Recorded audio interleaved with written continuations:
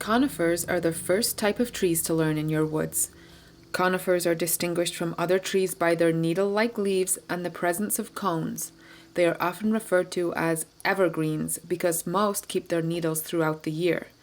Lastly, you may hear foresters or other woods workers refer to them as softwoods, although the wood density varies. There are 7 key conifers. The first is eastern hemlock. Eastern hemlock needles are attached individually to the stem. They are flat, round-tipped, and have 2 white lines on the underside.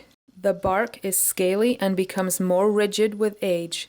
Uniquely, when the bark is bruised or cut, look for it to show purple.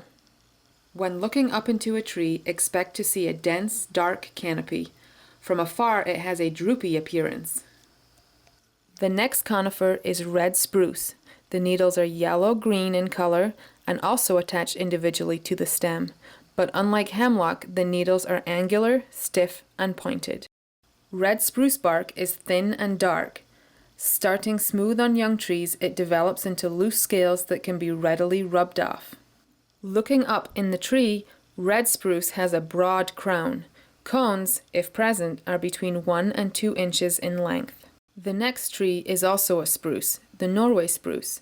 This is a European tree, but it has naturalized throughout New York State. The needles are like red spruce, but are darker green in color. Norway spruce bark is similar to red spruce, but lighter in color. Norway spruce crowns are very pyramidal, with a distinct symmetrical shape characterized by upturned primary branches with drooping secondary branches off them. The cones, if present, are over 6 inches long, easily distinguishing it from other spruce trees. Next is eastern white pine. Pines have needles attached in bundles to the stem rather than individually. Look for needles of this tree to be under 5 inches long and bundled in groups of 5s. The bark is very smooth on young and rapid-growing individuals. With age, the bark thickens and takes on a blocky appearance. Looking up into the tree canopy, the branches of white pine have a soft and feathery look. Next is red pine. The needles are longer than those of white pine, greater than 5 inches long, and bundled in groups of 2s. Red pine gets its name from the distinctive bark.